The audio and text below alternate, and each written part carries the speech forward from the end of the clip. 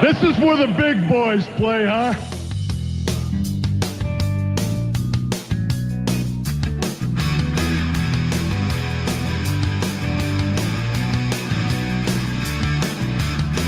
I'm back. And I'm back for you. I'm not gonna lie, I'm back for me too.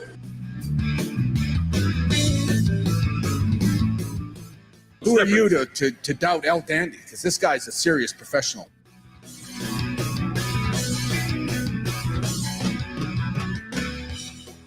Hole 3, the moss-covered, 3-handle family Gradunzel.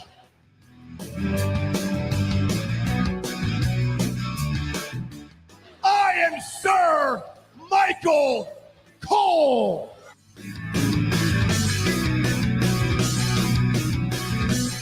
You there, sitting at home. Acknowledge me. Number 4, armbar. This ain't no disco. Ain't no country club either. This is the 3 Count Thursday podcast. So let's go, baby. Hello, everyone. Welcome 3CT. We are live. It is Thursday, March 16th, 2023. We are glad to be back with you for another week. We are still the podcast of the millennium. We hope you are doing well. Hope you're having a great week, getting ready for the St. Patty's Day tomorrow. So hope you're excited. Hope you're partying early, partying responsibly though. But thank you everyone for tuning in. If you're following along with us live, give us a like and a share. We would certainly appreciate that. Head over to 3countthursday.com. Devin checking in with us. What's going on, Devin? Head over to 3countthursday.com. Get our merchandise over at TeePublic. Get us on all of our social media at 3Count Thursday, Facebook, Twitter, Instagram, TikTok, YouTube, and everywhere else. Always the number 3, never the word 3. Go around the room here on a happy 316 day, however you're celebrating that as well. But Ryan? How you doing? Oh, he's not ready. Matt? How you doing? I'm doing well. Started to enjoy some of the March Madness tournament. I know Mark is a big college basketball fan, so I'm sure he's watching as well. But looking forward to talking some wrestling here tonight. All right, very good. Tim from the road? How you doing? Staggerly Marshall here calling from 1-800-COLLECT. I'm on the road to Hampton, Virginia. Gonna watch Magnum TA sign a bunch of pictures and talk about how he wrecked a motorcycle and then see my best friend possibly win a world title. Back to you, Weasel.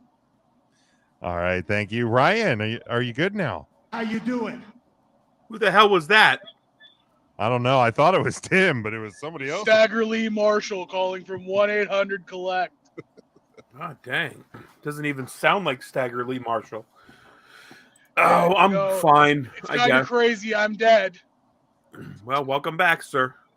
Welcome back. No, I was just looking at my bracket to see how foobarred it is already. Uh-oh. I'm currently second place in our bracket, so I'm all right with that. Well, good. I watched 0 minutes and 0 seconds of college basketball in preparation to make my bracket, so I wasn't expecting much. Same here. Over under 5 minutes for you to actually fill out the bracket.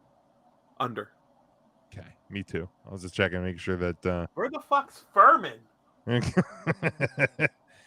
Mike asks, "Did Mark get arrested? He hasn't heard from the Joe Lopez in hour." Yeah, maybe they're. I don't know. Who knows where Mark is? Have we ever seen Mark and Joe Lopez in the same room? We have not. I'm convinced they're the same person. And if you've listened to the Take 3 Wrestling podcast, you'll understand what I mean. They are the same person. I'm convinced. Mike, Big Jim was just telling me that he didn't think you guys were going to record tonight, but I'm free. So if you're free, Jim's free. Let's do it. There you go. I'm not free. You just said you were free to do it tonight. That's not what I said. Moments ago. Mike agrees they are the same person. Yeah, that's fair. They're all right, well, I'm out too then. Screw Take 3. Thank you. I thought Ryan was the Joe of the group because he falls asleep on air sometimes. When did I ever fall asleep on air? I mean, Close It's enough. probably happened. I don't remember it happening. How would you remember? You do have a foolproof memory.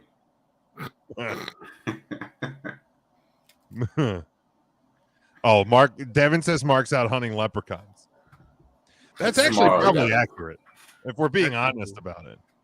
Who out here said leprechaun say yeah?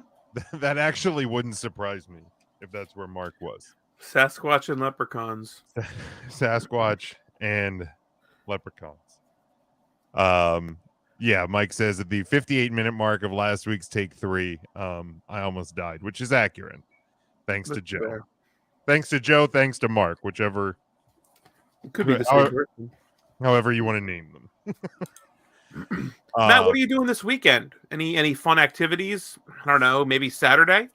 I'm glad you asked, Ryan. I'm actually going to be going to the Icons of Wrestling convention at the 2300 Arena for the 3 Count Thursday table. We actually have 2 tables because there are so many guests this time through. So staple of the convention circuit, Riley Madison will be with us, and then we have Gabby Ortiz coming, who is going to be in the Monster Factory show that airs on Apple Plus or Apple TV tomorrow. We have Kelsey Reagan of AEW Dark fame. Jim, that's the show that they do like on the webs and not on TV. And then we have Brittany Blake, local talent Brittany Blake, who we probably remember from the Legacy days, but heavy in the MCW scene as well, will be joining too. How exciting. Former Legacy Women's Champion, right? If memory serves. I believe she was the that's second correct. Legacy Women's Champion. I'd have to check the stats. I believe on she that. was also in the running for like their featherweight title. She won a tournament in that regard. They had a featherweight title? Yeah, I want to say it was her versus Tony Deppen. Huh. I honestly don't remember that. But yeah, it's man, that's been a long time since. What about you, Ryan? Are you doing wrestling related stuff this weekend?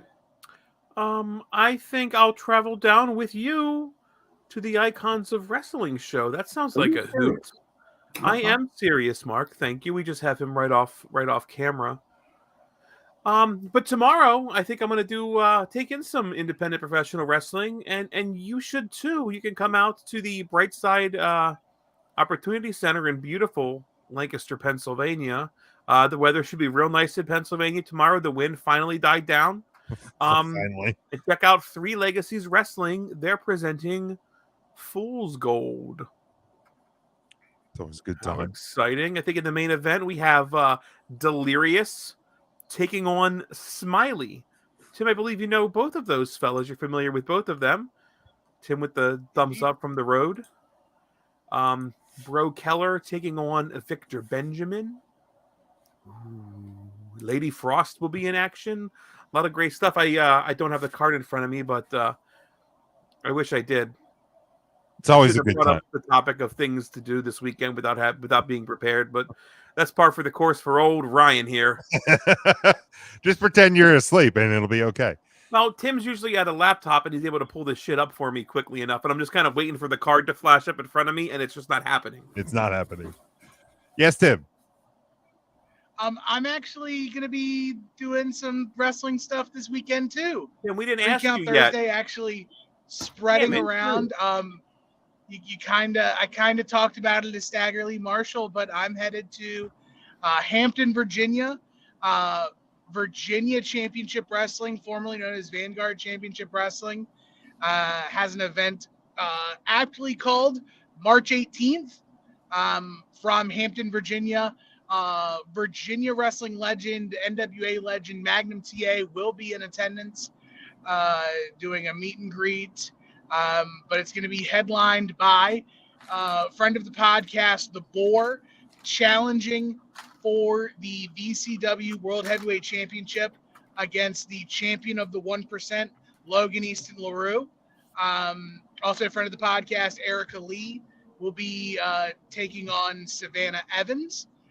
But it's going to be a fun time. I'm actually going back to the very first indie promotion I ever saw, and it's almost like 20 years to the day that I first heard of VCW.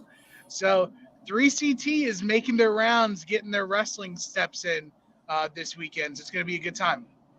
Very nice. Very nice. Mike asked if you were going to take in a Hampton Pirates game while you are in town. No, I don't do college sports. All right. Except for Notre Dame, though. Minor Notre Dame league baseball. Kinda.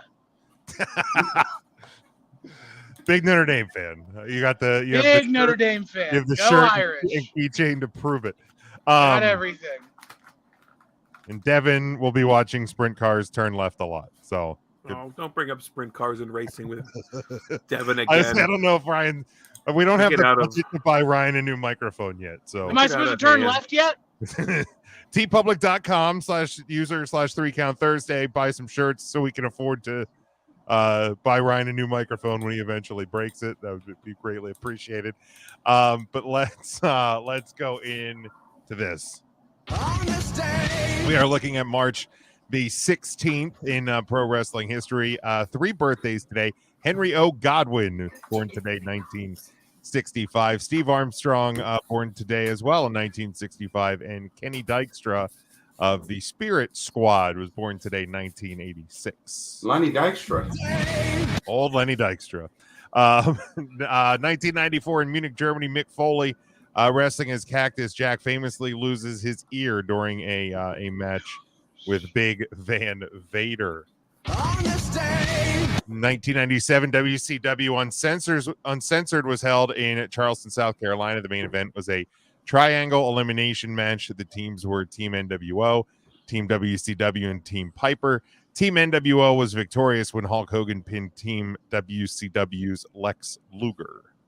1998 on WWF Monday Night Raw, Triple H beat Owen Hart for the WWF European Championship. And lastly, in 2020, for the first time, WWE Raw is held in the Performance Center in Orlando, Florida. Due to the COVID-19 pandemic, there's only one match on the show in which Rey Mysterio defeats Andrade by pinfall. Elsewhere on the show, they re-aired the Royal Rumble match and how Drew McIntyre went on to win. We also saw the contract signing between The Undertaker and AJ Styles. Then lastly, Stone Cold Steve Austin came out to the ring to announce 316 Day as a holiday, delivered a stunner to Byron Saxon, and shared a few beers with Becky Lynch to close the show. Yes, Tim. That has to be one of the saddest segments in wrestling history. The which one? The 316 Day. Oh yeah, the 2-person beer bash. The 1-person beer bash, because Austin's in there by himself and he's doing the what stuff to monitors, to chairs, like chairs. nothing. Yeah, it's just like it's like, man, could we have postponed this? I know I know it's March 16th. Pop a number, but right, like I know it's March 16th, but man, but those are the events that occurred. March the 16th in pro wrestling history. We're going to be talking about some of the pandemic wrestling, good and bad. Obviously, that one was a bad or sad, more sad than bad, I suppose. They were trying their best, but we're going to talk about that in our question of the week coming up here in just a minute. But let's get to week number 48. Since John Moxley and Cesaro, way before Gargano, there was Savage and Roddy, and Saturdays on NBC. These 5 guys on Facebook are gonna take a hard look. Come Thursday brings to you the wrestler on the week. All right, like I said, week 48, obviously really closing in on the end of part 2 of the wrestler of the year. We start with the People's Champ, Big Mac again, gets the pick this week after being victorious for what was the AEW show? Revolution. I was like, I forgot the name of the show already. But he picks Gallus, still your NXT Tag Team champions. Tim, do you remember yours? You want to kick us off? Sure, we can kick us off as long as you put the thing on the screen. There you go. Number 5, she's all elite. Taya Valkyrie interrupting Jade Cargill after her successful TBS championship match. Number 4, I've got the tandem of Drew McIntyre and Sheamus for simultaneously becoming co-number 1 contenders for the Intercontinental Championship, only for that to go away tomorrow on SmackDown when Drew takes on Sheamus for full number 1 contendership rights. But don't let that get in the way of a good story. Number 3, Gallus retaining the NXT Tag Team titles. Number 2, the brand new leveled up AEW International Championship of Orange Cassidy defeating TRT'd out of his mind Jeff Jarrett.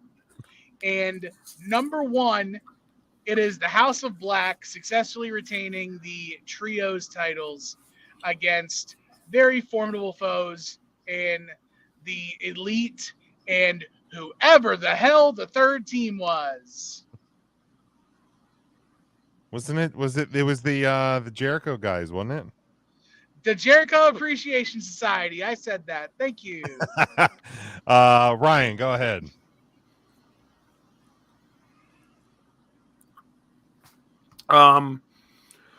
Gallus. They wrestled on Tuesday in a really good match. They've also been they've been pretty active in free agency. The House of Black, because Mark's not here, beat a bunch of people. They're still your 3-way champions. Rob Noxious beat some people there at Valor. He's still the CCW Valor, and oh shit, he holds another one too. I have it written down here. RFW champion. There we go. Mecca Brian Johnson, still your PPW champion up there in PPW. They just relocated. Support independent professional wrestling. It's another wacky ass town I've never heard of. It's kind of above Allentown, I believe, maybe near Bethlehem, which is right near where Jesus was born. Exactly where. And then Orange Cassidy, for all the reasons Tim said, he wrestled and got a leveled up belt. Apparently, I didn't watch. Slatington. Slatington. Yep, that's where it's it is. Really, Slatington's just okay this time of year. Oh wow. Yeah. Jim, when's the last time you were in Slatington, Pennsylvania? What day? Okay, so today's March 16th. Carry the 7. Never. Mike has a great name for the Jericho Appreciation Society, the January 6th wrecking. Accurate. Matt, go ahead with yours. Yeah, so 5th place, I have Drew and Sheamus for the number 1 contendership that they are sharing for the time being. In 4th place, Alba Fire and Isla Dawn for their number 1 contendership for the NXT Women's Tag Titles. 3rd place, Billy Starks, your new CCWA Global Fighting Champ, promotion down in Delaware that is all women's that the 3 of us used to do commentary for back in the day. Where the What a Maneuver became famous. So support that promotion if you're down in Delaware. 2nd place, Taya Valkyrie, like Tim mentioned, she is all elite, had a pretty good spot debut in that night on AEW. And in 1st place, Kylan King, who retained her CCWA belts. That's plural. She has 2 of them at that promotion. And she also signed her contract with Impact. So pretty big week there for Kylan King. Congrats to her. Very good. Does anybody want to try to read Mark's in the style of Mark? All right. Well, there's Mark's. I don't think so, Jim. I feel like I blew the Galloping Gallus away on the post when I said them. I should have put it there. You did. Would have been good if I knew Mark wasn't going to be here. It would have been good. And the other ones, I think he just stole from Matt. I think so. Pretty much, so. Yeah. If you want to see Mark's, you can go to 3countthursday.com. The full standings are there each and every week. For me, I apparently didn't get the memo that we could have Drew and Sheamus as singles competitors on the same line. So I went with Drew at 5, Sheamus Just at surprising 4. because you gave your picks last. Did I? No, I gave mine third, I think. I think I gave mine third. I definitely didn't give him last. No, I think I gave mine second. I think Ryan came third, and then Mark, and then So you're Tim. telling me if you could just put two random people together and they can be the same line item for... I put them on because they achieved the same thing that made them on the list. Correct. And That's they're why both I did it. wrestlers that I don't give two shits about either. I put Sheamus higher just because I know Matt and Mark love them. So I want to make sure he got the most points possible. Orange Cassidy third, Gallus second, and House of Black, or however Mark says it, in first for all the reasons given above. So for the week, Drew McIntyre fifth, Sheamus fourth, Gallus in third, Orange Cassidy in second, and the House of Black in first. And for the year now through, like I said, through week 48, not a whole lot has changed. And main event Jey Uso still sits atop with 58 points with just a couple of weeks to go. Still, obviously, plenty of wrestling to go, and some potential movers there in the top 10 and especially in the top 5. So we will see if Jey can hold on to his crown through WrestleMania when we close this thing up. But there is week number 48. Since John Moxley and Cesaro, way before Gargano, there was Savage and Roddy, and Saturdays on NBC. These five guys on Facebook are gonna take a hard look. 3 Count Thursday brings to you the wrestler on the week. The 3 Count question of the week.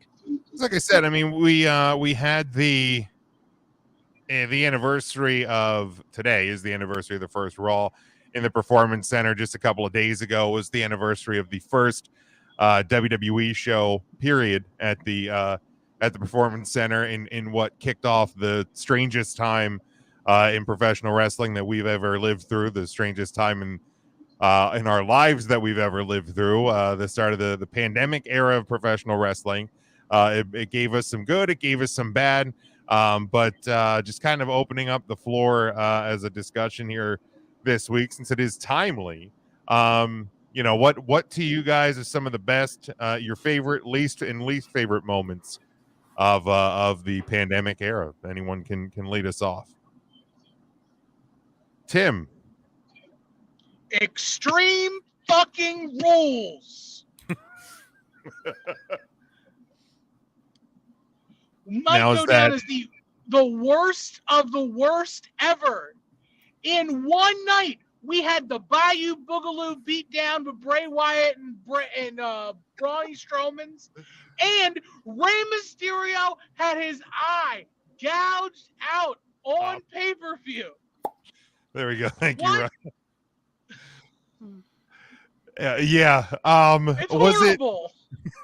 It was it was not good. I forgot about the Bayou match. Wasn't there a tagline for Extreme Rules too? The horror show. The horror show at Extreme Rules. Yep, that was what exactly it was. A God-blessed horror show. It was a horror I would have rather seen the horror show at Extreme Rules and just watched wrinkled old former divas just strut that ass one more time than to watch Rey Mysterio, WWE future WWE Hall of Famer Rey Mysterio, wrestle Seth Franklin Rollins in an eye for an eye match. Yeah, I want to pull up that card. Back when we hated Dom Mysterio. That's right. Were we wrong then? We were right then. We were right then. He deserved to be hated. All right, that's fair. That's fair. Back when Buddy Murphy was Boots and Aaliyah. Oh shit. Not Canadian Aaliyah, but Rey Mysterio's daughter. Yeah. Oh, that's right. Holy hell. Yeah, long time the pandemic was. Yeah, it was. A year. It was one whole year of wrestling in front of no crowds. Yeah, so it was a counting the kickoff show because that we did those back then. 7 matches. What You had- else were we gonna do, Jim? Everything Well, else you're- was shut down. I mean, you're not wrong. Yeah, you had Seth Rollins versus Mysterio in the Eye for an Eye. You had the Extreme Rules match was Drew McIntyre defeating Dolph Ziggler. Wait, The Extreme Rules stipulation only applied to Ziggler. McIntyre had to wrestle under regular singles rules. hold and on. had he gotten disqualified, he would have lost the belt. And then we had the Wyatt Swamp fight. Yes, Tim. Is this also the same card that Miz got hurt in the zombie lumberjack match? No, that was No, that was that in the was- Thunderdome. That was going to be my contribution to the conversation. Sorry, I didn't mean to steal it. But God, I just thought that they might have contained all the horse shit in one card. But no, they couldn't help themselves. That was 2021's WrestleMania Backlash. He raked my back. What was? Yeah, now he literally raked. It was Matt. promotional for Army of the Dead. Yes. And The it was Batista Damian vehicle. Priest in the Zombie Lumberjack match. 7 minutes long that match was. And the Miz got 7 hurt minutes. for the And the first Miz- time in his entire career. The Miz suffered his first and like only injury ever in WWE because of the fucking zombie bullshit. God damn, that was horrible. So Matt, that was your Don't sit here and act like you're upset for the Miz. He got nursed back to health by Maurice. I mean, He still And won. how? He ain't lying. yeah, I mean he always wins, even in a loss. The man wins. He is never once That was taken a one loss. of the things I was going to touch on. I was also going to mention the Fiend being burned alive is probably worse in terms of things that happened during the pandemic era. Sharp Just World because Fiend. it was the end of what could have been a great character, and we just saw him get fed to Randy Orton and then set on fire, and we were all supposed to just be like, "Oh yeah." I mean, was it the setting on fire or was it the Burn Marshmallow return. right? Like, because I mean, I don't know how you come back from that. I don't. I Well, truly Jim, you don't. burn a marshmallow, then you put it on some chocolate, and then you put it with Nope. some graham crackers. I'm gonna eat, goddammit. Like You lean forward to fart.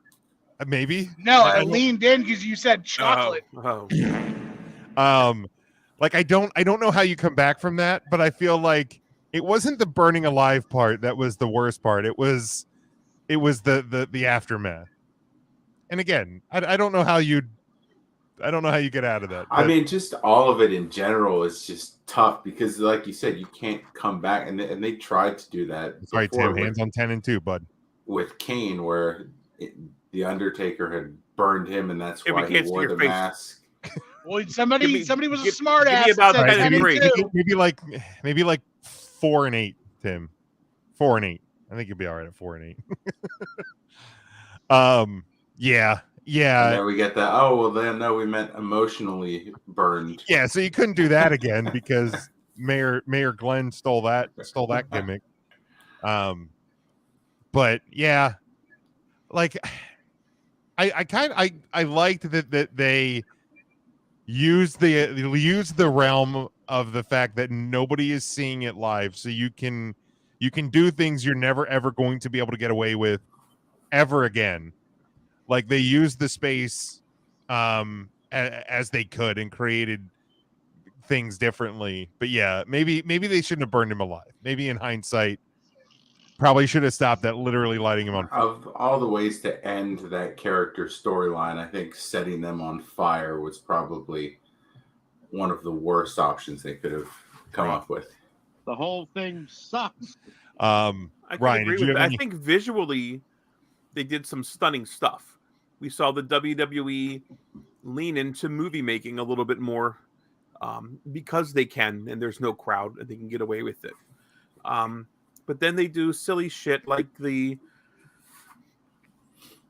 Backyard Bayou match and lighting folks on fire. And The Lumber Zombies. The Lumber Zombies, and I think there was like a tag team match that was like backstage at a Raw where like a giant squid or something was in like a dumpster. You guys remember that? It had like Yes, Street it was the Profits in Street it. Profit and the ninjas. Maybe the Vikings or the Oh, ninjas. yeah, that's right. And like there was like a Stupid large ninjas. It was like a large falls count anywhere. tentacle came out of like the dumpster or something, and like what was Tim? Yes. Remember when Omos was a ninja? Yeah. That was Yep, that sure was a do. thing. Sure do. Yeah, that God, was the that pandemic sucked. But then we also got like Undertaker's Last Ride, which I thought was a picture perfect way to end the Undertaker's career. in the Boneyard, The match, or no, Boneyard the match. documentary. I'm sorry, the Boneyard match, not Okay. the Last Ride. The Boneyard match. My apologies. We got the Firefly Funhouse during the pandemic too. We did. We Yeah, did, that was, and that was, I mean, that was at the beginning because that was WrestleMania of 2020. So like, I feel like if you balance it out, it's probably really close. It's not. Decent shit to shitty shit. No. There was a karaoke thing with Lacey Evans at one point, wasn't there? Wasn't that?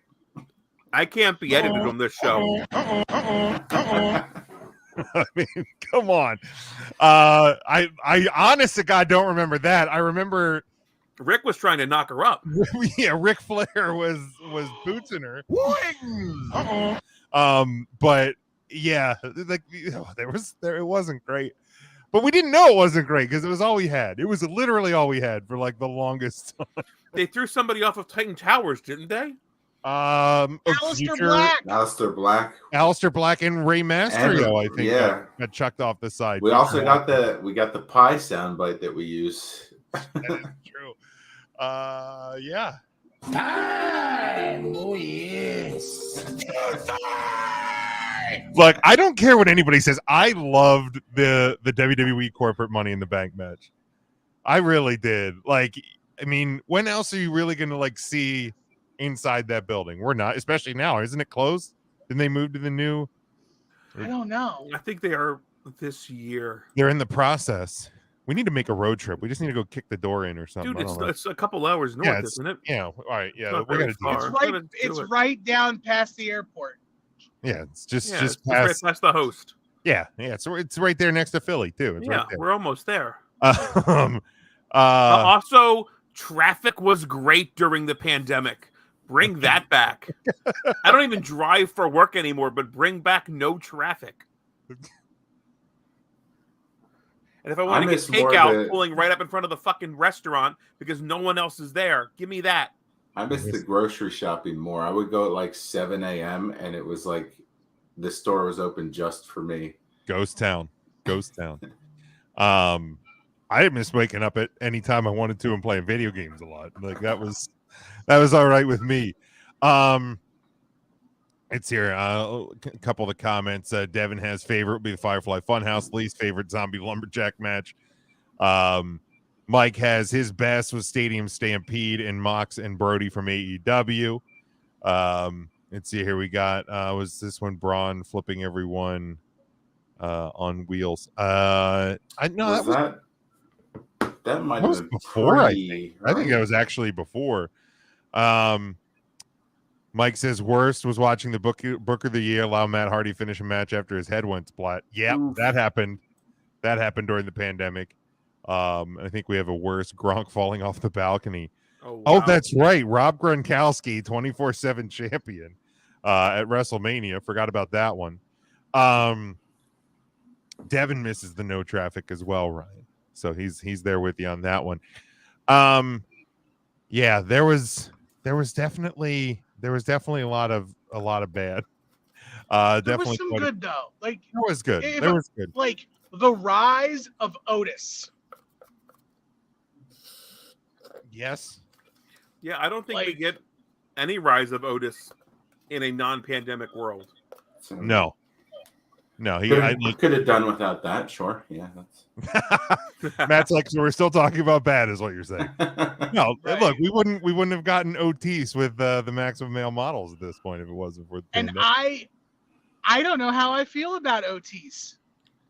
I love Alpha Academy, but damn it, they're letting him do goofy shit again. Yeah. That's a surefire way for me to cheer for my size Barbie. Exactly. Oh yeah. Just bring up Oh yeah, Stucky, we have our top suspect. I'll credit Mike on take 3 with this one. Bring up the Creed brothers and have them be the new students of the Alpha Academy. What? And OTs can just go keep being OTs. It's a win-win for everybody. Or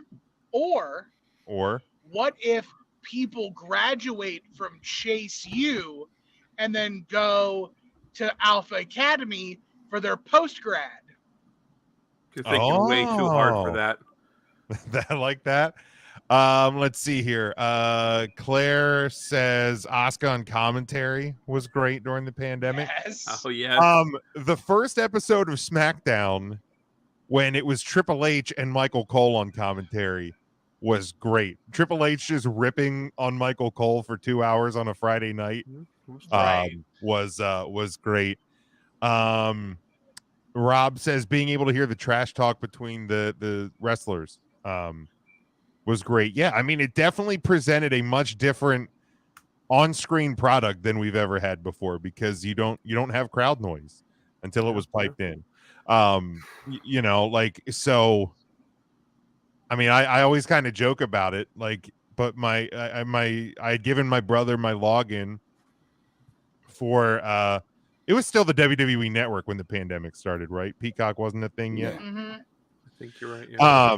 So I gave him my network login, and he said that his girlfriend questioned what he was watching when it was the Charlotte Rhea match during WrestleMania, because there was some sounds that you typically don't hear coming from the living room TV. Some bumps and groans, huh? Yeah. So it definitely presented a different on-screen product. But here, Charlie, as we've been talking about one that's more on the good side, and we've already mentioned it, the Boneyard match. I mean, some of these cinematic matches that we got that we never would have gotten, and I mean, really, what turned out to be the Undertaker's last match. I have a hard time believing that an in-ring match, even with Little Spoon himself, AJ Styles, would have been better than what we got in the Boneyard.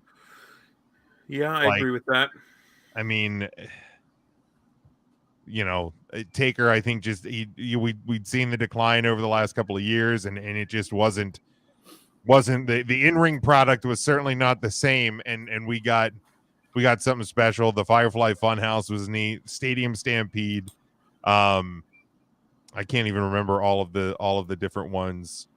Wasn't there one in NXT? Wasn't it Cameron Grimes and Dexter Lumis?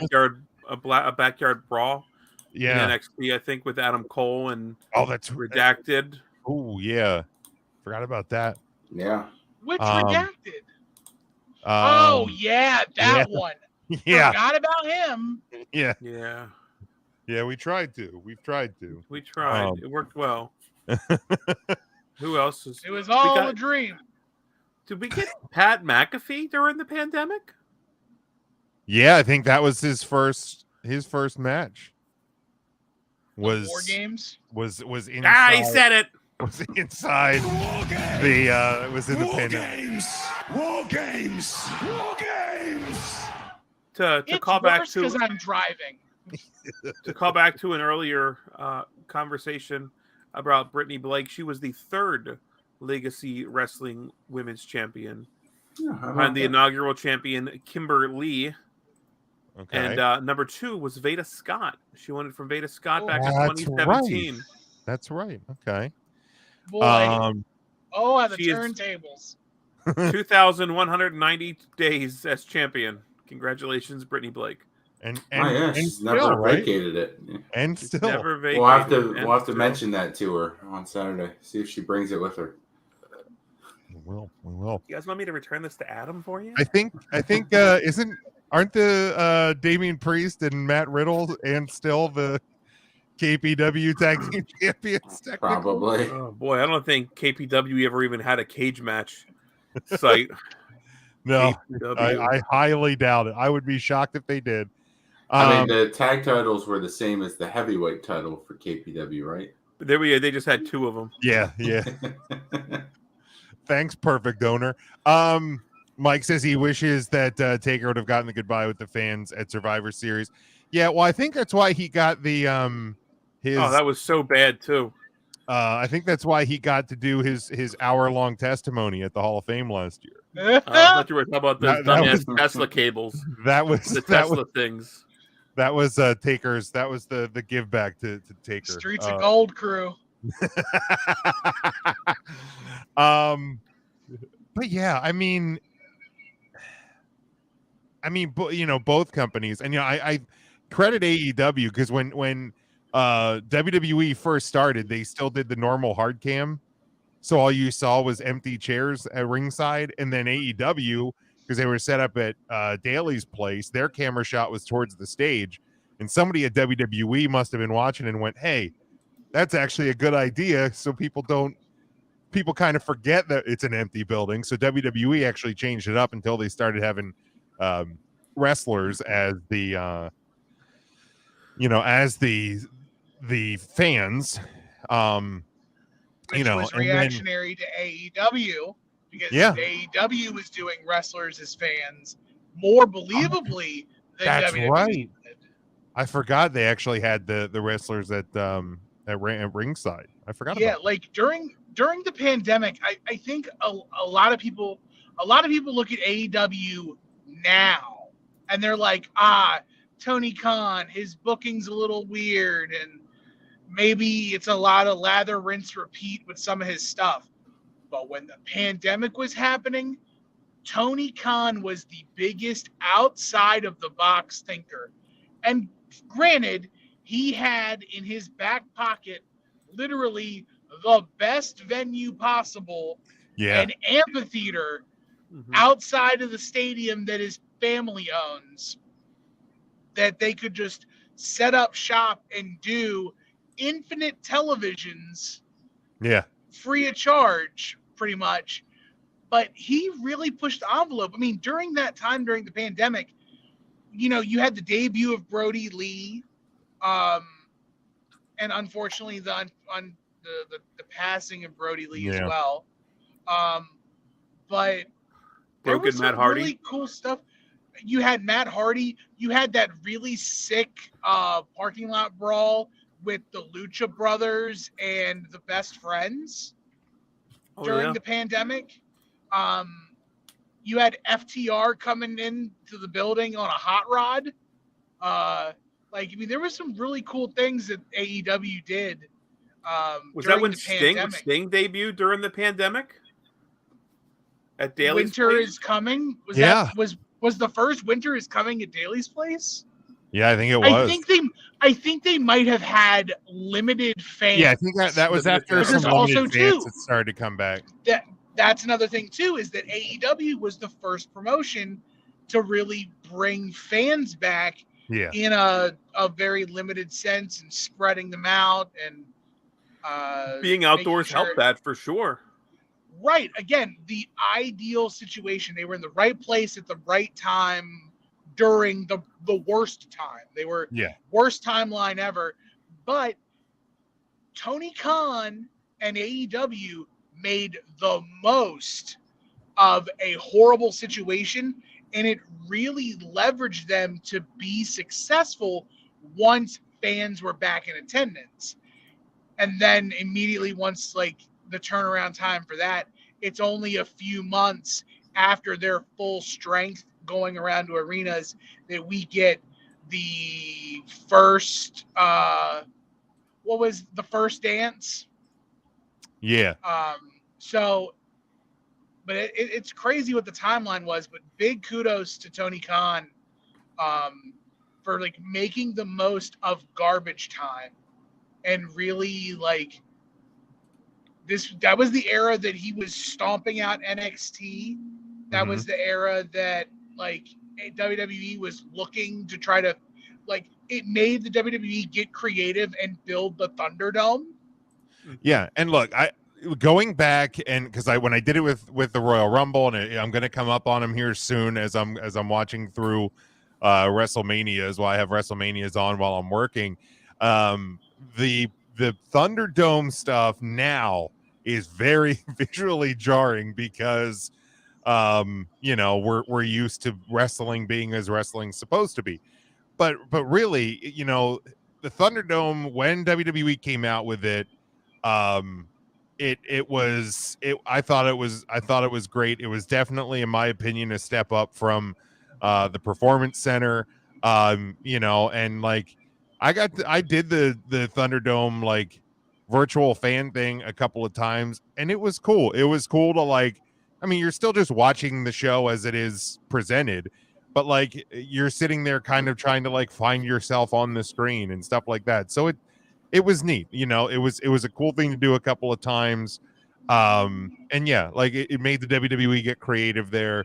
Hindsight, it's weird to look at. Those shows are strange and a lot of them forgettable, but both companies did what they had to do in their own way. And yeah, it's certainly an era I hope we never have to go back to ever again. But both companies did their best. Obviously other companies as well, indie companies even did empty arena studio shows. You can go to the PWE Pro Wrestling Empire YouTube channel and hear some familiar voices on those Battleground studio shows. Just a wild look back. Hopefully, like I said, we never have to do it again. But anything else, guys, before we move on? Yes, Ryan. Here's a call back to an earlier moment. We were speaking about Keystone Pro Wrestling. They do have a cage match. It was LCW to Keystone. Jim, you are correct. Ultimate Punishment was the last active tag team champion for the promotion. However, the entire promotion was dubbed inactive in 2016. Can you tell me who the last heavyweight champion was? KPW. Was it Von Schmidt? That's incorrect. Louis G. Rich. It was Louis G. Rich.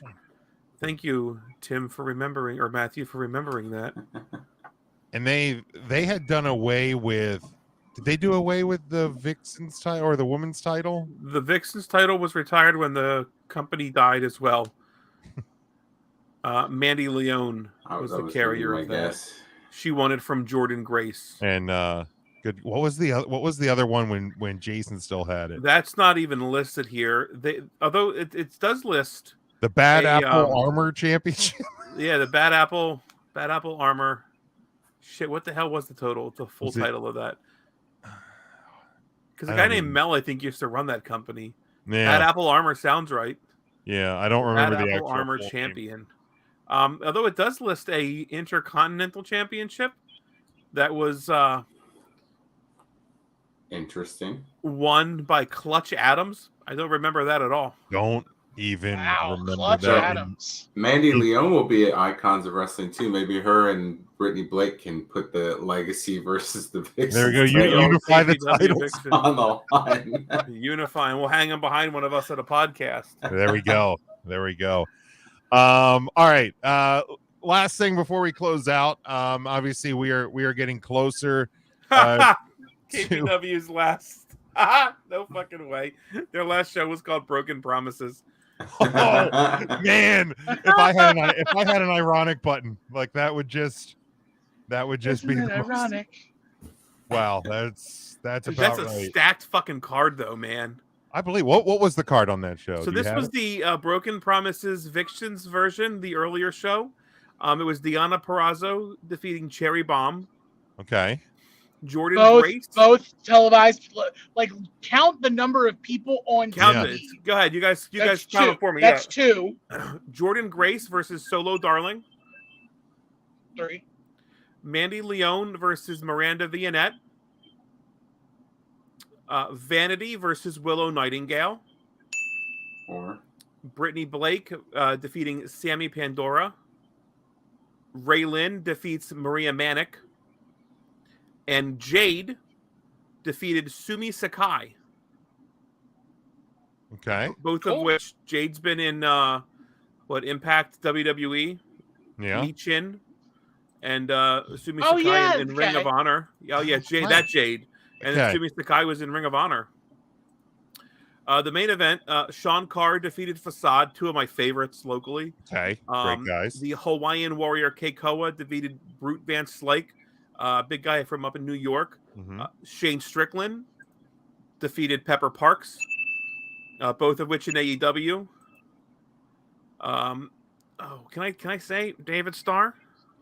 Well, I Sure. mean, He happened.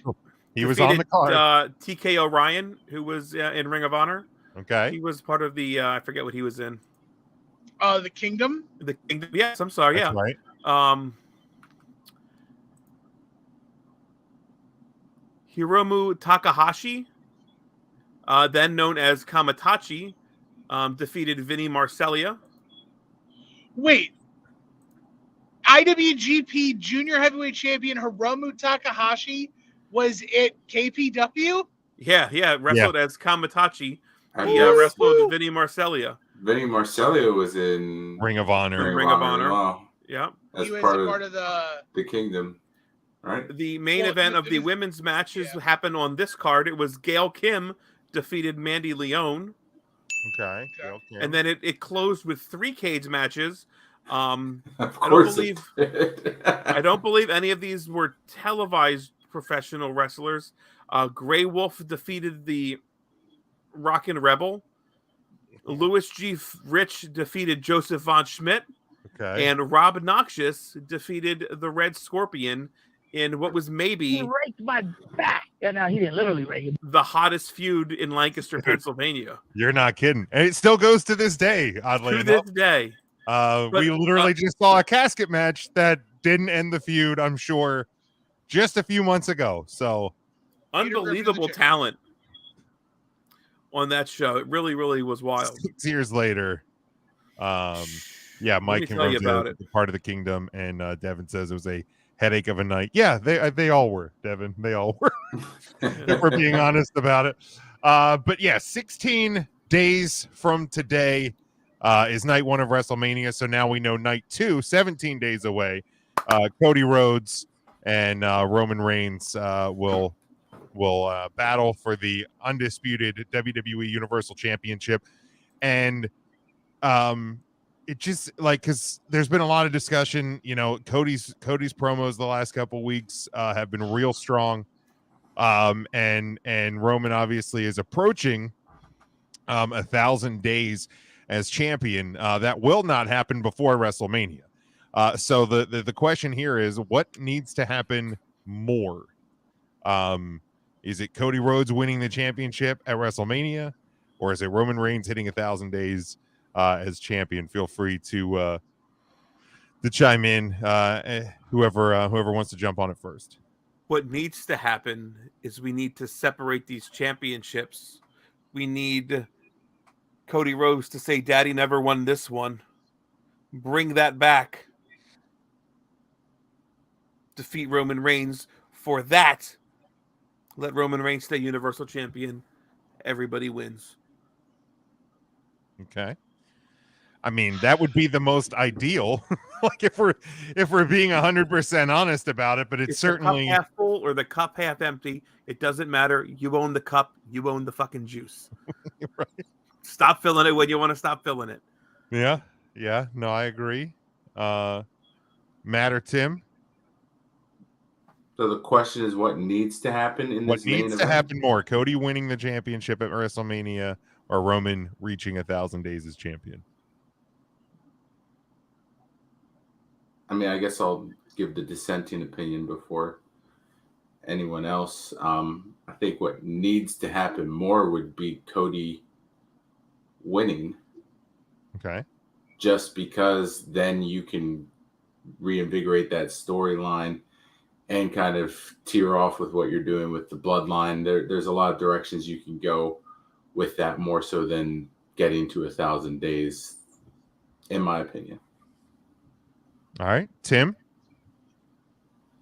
So I'm torn because it's what I want versus what I want. And I've never been in this situation where it's like, either way, I get what I want at WrestleMania. Either my guy finally wins the belt, or my guy goes on to continue his unprecedented reign as champion. I wholeheartedly disagree with Ryan in the need to split the titles. I don't. If anything, you get rid of 2 titles and just make it 1 title. Because what they've done with the U.S. title and the Intercontinental title has been fantastic. And I think you lose that if you go and put 1 title on Raw and 1 title on SmackDown. Because then you're by doing that, whatever title you put on SmackDown becomes the lesser than title. Okay. And so, to me, You mean the blue one that's already behind the black one in this graphic that's already lesser than the WWE Championship? correct. Gotcha. Right. I mean, Roman Reigns wears the WWE title and Paul Heyman carries the Universal title. Even though the Universal title is the one he's had the longest, and now they're just lumping the title reign over into the other title, which I'm fine with. I think if Cody loses at Mania, it's okay.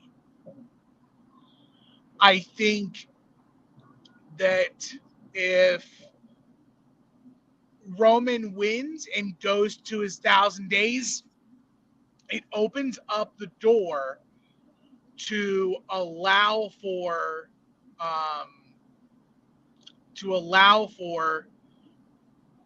the Bloodline storyline to finish with the title. Right. Whether that's with Jay or that's solo or something like that.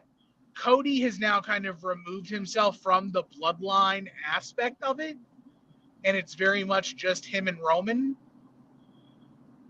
But it's 6 of one, half dozen of the other for me. It's like a 51-49 split. But I would rather see, as a fan, the 1,000-day reign of Roman as opposed to Cody finishing the story. Because if he doesn't finish it at WrestleMania, then guess what? He just finishes it at SummerSlam, or he finishes it whenever he finishes it, you know? I mean, WrestleMania Backlash is in Puerto Rico. Then you have... is it officially WrestleMania Backlash? Or maybe it is just Backlash. Let me look. I've heard differing reports. But let's see here. It is just Backlash. WWE Backlash is in San Juan, Puerto Rico. So did they drop the WrestleMania from it? So here's a good question. Okay, what is Roman's current day rate at right now? It's like 920, 930 something. I'm gonna pull that up right now. So you had 900 days on February 16th. So it's been 30 days since then. It's 28. So he's at 928 now. 928. So then 1,000 days is 72 more days. Yeah. So he would have to. Do you know what happens in 72 days? It's Shane McMahon's birthday. The best in the world.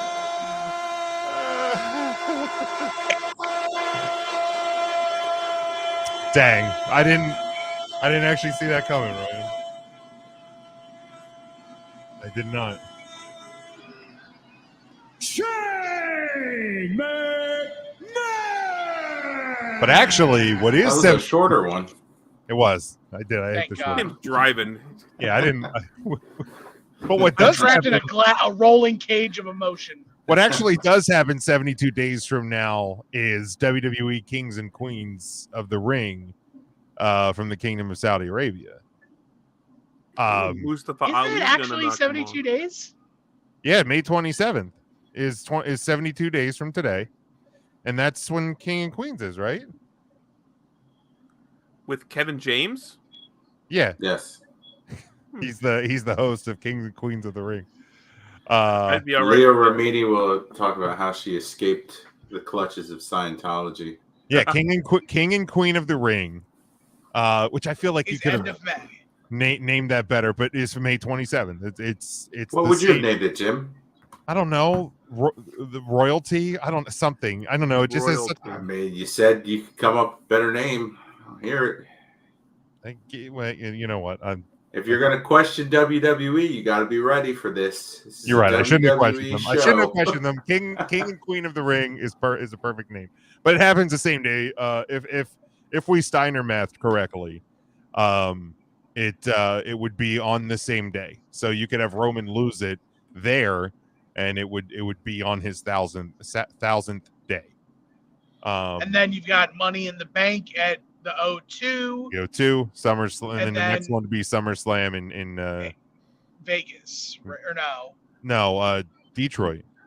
There's no way Detroit. if Roman retains at Mania, he loses it at Sands of Time. No, because they're not doing way. Sands of Time. They're doing We're King doing and King and Queen of the Ring. Okay, whatever. The river runs red with blood is not going to happen for Roman Reigns. It's the King of the Ring tournament, not the Red Wedding. There we go. Royalty of the Rings. That's that. I think that sounds. I don't like it. Road to the Throne. There That's we go. better. There we go. Oh, see, they should hire us. Here's what I think on this, and I see Mike has a comment there, Devin as well. But I kind of agree with what Tim's saying, and even is Cody. You have more opportunities. Like this is your only shot for a 1,000 day reign, because I don't. Not that obviously you couldn't do it again with somebody else after the fact, but this feels like such a unexpected long title reign, because a good portion of it still happened when most of the shows were in the pandemic era. So like you didn't have to worry about live crowds and all of that for a championship reign that was too long or whatever. So like I feel like this is kind of like your last big chance at it. If you're going to do it. But I honestly think, and not that neither one can recover or whatever Roman does after this. Like I don't think Roman's ever going to be a full-time every week TV wrestler anymore. Once this is all said and done, but I think it hurts Cody more to not win. So I think what needs to happen more actually is Cody win. Because like I don't know that we look at this storyline and all the aspects of it and the ways you can still take it after the fact, because like it's not even at this point, like I don't know to where we are that the titles are as important as the relationship within the family. So I think there's still avenues you can take with the storyline after the fact, but I think Cody winning the title at WrestleMania after his return last year and the injury and the journey back, like to me that's it. Like that's the moment. Like when you end WrestleMania in Hollywood, I think that's your closing shot. So two things. One, so you mean to tell me that Cody Rhodes losing his undefeated streak since coming back to WWE is going to be like hard to come back from, losing to the guy who's smashed and stacked and pinned everyone for 2.5 years? I mean, I don't think it's unrecoverable, but I think that like this has been the journey. Like this has been, once he got hurt, this was the target. Like the target was this, whether Cody got hurt or not. I mean, the night after WrestleMania when he debuts, he says, "I'm going for the title my father never had." So like he called his shot even before he got hurt. Right. But for you to say that like the bloodline is more about the family than it is the titles. Just a few weeks ago on television, Paul Heyman explicitly said, Without the titles, there's no bloodline and there's no Roman Reigns.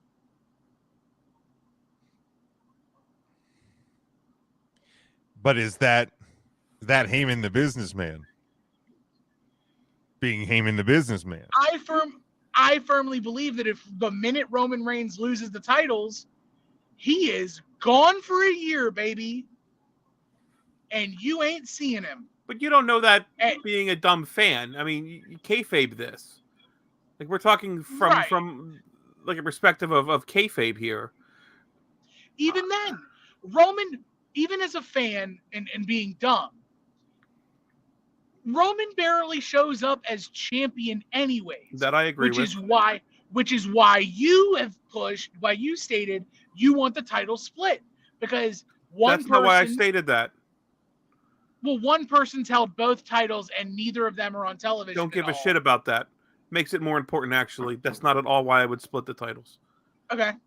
Fair enough. My apologies. No, that's fine. No, that's totally fine. I enjoy. I think the reason you said split is then Cody can have the title and Roman can still reach 1,000 and hit a 1,000 is a very important number. I don't think we're ever going to get that again. I don't think we get a story. It's like a once in a generational story that allows us to get this crazy 1,000 day streak. Can go through Cesaro's on SmackDown and put on bangers of matches, and then to heat a fucking fire under somebody like Sami Zayn, the hottest we've ever seen Sami Zayn ever be, because of a storyline with the bloodline. Jim, I think I agree with you. The stories are much more important than the belts, but without that belt, Roman Reigns doesn't sit atop of the table, and he's not the provider for the family. You can't be the provider if you're just some schmuck. Let me ask you this. It sounds Ryan. You go ahead. I'm sorry. Go ahead. Does it cheapen Cody's win for you if Cody only takes one title off of Roman?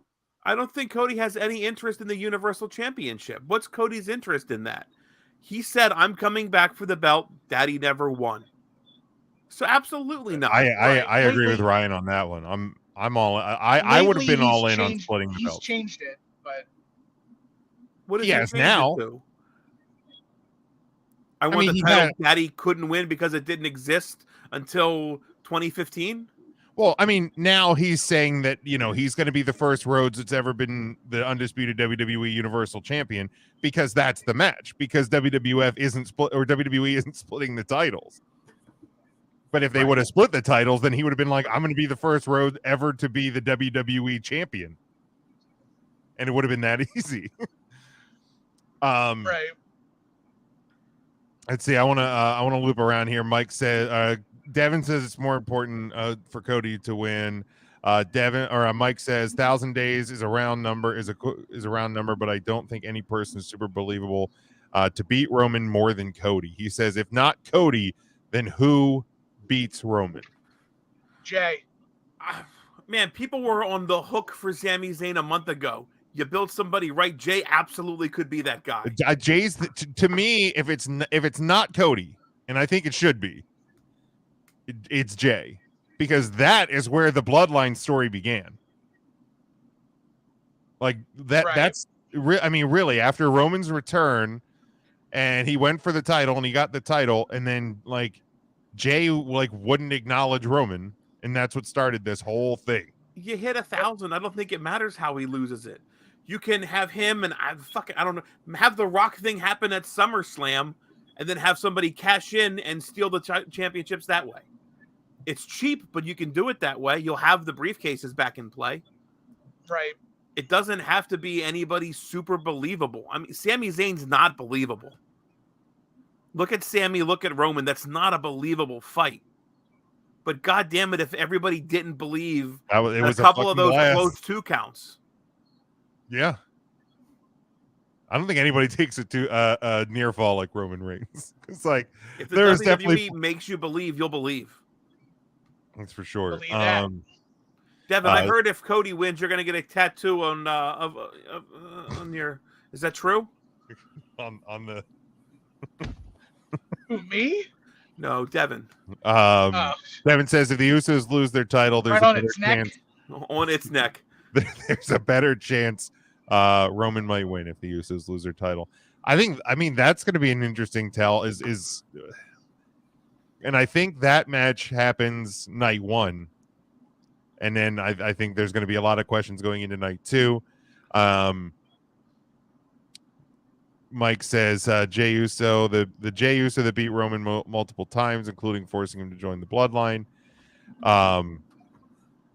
And then he says Cody Rhodes wins. Theory wins Money in the Bank. Theory cashes in and wins the Universal title. Ew. All right, and it's more I'm important. podcast here, Trump. Shit.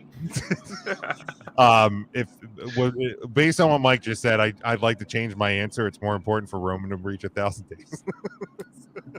That's fair. But yeah, I mean, we're obviously not. It's not next Thursday. Next Thursday is not the no, 2 weeks. 2 weeks from now, we're obviously going to be predicting. Tim, do we want to give the announcement on what we're doing in 2 weeks? I'll give a nice little tease right here. Yeah, let's give a little tease for what's going down here in 2 weeks. Oh yeah, pull it out and put it away real quick. Exactly. So, everybody knows it's sign pointing season. It's WrestleMania time. So, for the go home show to WrestleMania, 3CT is going back on their old shit for one night. A WrestleMania sized 2-hour episode on Thursday. It's on a 2-hour episode leading into WrestleMania, where we're going to cover in depth night 1 and night 2. And we're doing a very special 3CT draft. WrestleMania themed, but surely one you do not want to miss, even though Mark is totally going to miss it because he's a little Billy Bitch Cakes. But you guys shouldn't. So appointment television, appointment listening, 3CT, 2 Thursdays from now, the Thursday before WrestleMania SmackDown in the Hall of Fame, here on Facebook, on YouTube. Follow us on socials. We'll tell you more as it comes up. But a jam-packed WrestleMania-sized 2-hour episode of 3CT here for you. And surely one where we're going to be at the top of our game. For sure. At least for most parts of it. Not Ryan. Most of us will. Mark's going to be so good, it's like you won't even hear him. Yeah. He's not going to be on that show with us?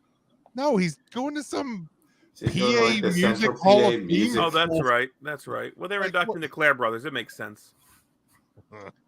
3CT Uncensored. Well, maybe we'll get that on the air. No. 3CT After Dark. But that's going to wrap the live show for this week. Make sure you are subscribed to us on all podcast platforms and YouTube as well, so you do not miss the Tuesday podcast that comes out. It hits the podcast channel super early in the morning, so make sure you catch that over there. And never miss an episode of 3CT. Get our merchandise over at tpublic.com. Go to 3countthursday.com. All of our social medias, everything is there. Hit the link tree in our social media. You can find everything that way as well. Until Tuesday, when you'll hear us on the podcast, or next Thursday when you see us again live, we hope you have a great weekend. Enjoy wrestling, however you're doing it, for the next week. And until then, stay safe, stay smart, and go for the pin.